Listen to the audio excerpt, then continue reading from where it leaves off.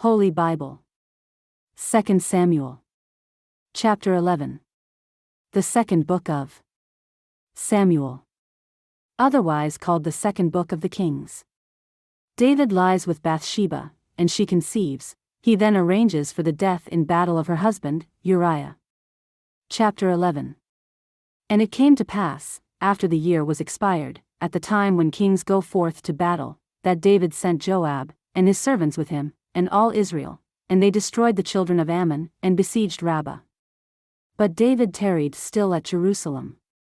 And it came to pass in an eventide, that David arose from off his bed, and walked upon the roof of the king's house, and from the roof he saw a woman washing herself, and the woman was very beautiful to look upon. And David sent and inquired after the woman. And one said, Is not this Bathsheba, the daughter of Eliam, the wife of Uriah the Hittite? And David sent messengers, and took her, and she came in unto him, and he lay with her, for she was purified from her uncleanness, and she returned unto her house. And the woman conceived, and sent and told David, and said, I am with child. And David sent to Joab, saying, Send me Uriah the Hittite. And Joab sent Uriah to David.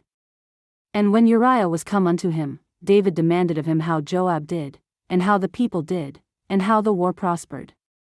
And David said to Uriah, Go down to thy house, and wash thy feet. And Uriah departed out of the king's house, and there followed him a mess of meat from the king. But Uriah slept at the door of the king's house with all the servants of his lord, and went not down to his house. And when they had told David, saying, Uriah went not down unto his house, David said unto Uriah, Camest thou not from thy journey? Why then didst thou not go down unto thine house?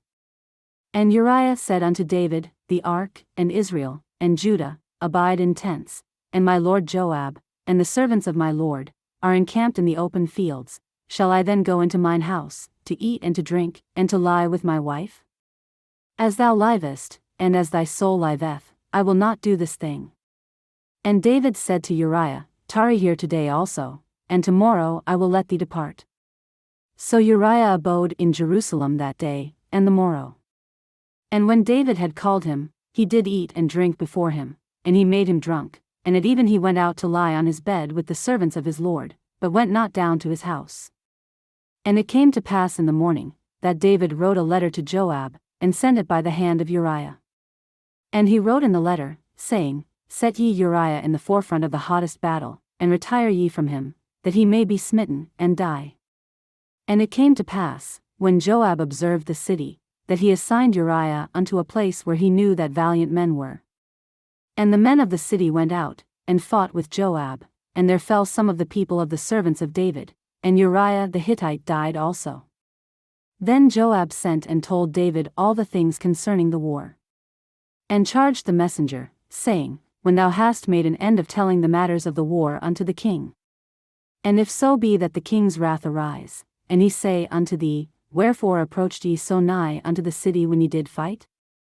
Knew ye not that they would shoot from the wall? Who smote Abimelech the son of Jerubsheth?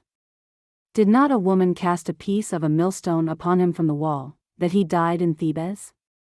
Why went ye nigh the wall? Then say thou, Thy servant Uriah the Hittite is dead also. So the messenger went, and came and shewed David all that Joab had sent him for. And the messenger said unto David, Surely the men prevailed against us, and came out unto us into the field, and we were upon them even unto the entering of the gate. And the shooters shot from off the wall upon thy servants, and some of the king's servants be dead, and thy servant Uriah the Hittite is dead also. Then David said unto the messenger, Thus shalt thou say unto Joab, Let not this thing displease thee, for the sword devoureth one as well as another. Make thy battle more strong against the city, and overthrow it, and encourage thou him. And when the wife of Uriah heard that Uriah her husband was dead, she mourned for her husband. And when the mourning was past, David sent and fetched her to his house, and she became his wife, and bare him a son. But the thing that David had done displeased the Lord.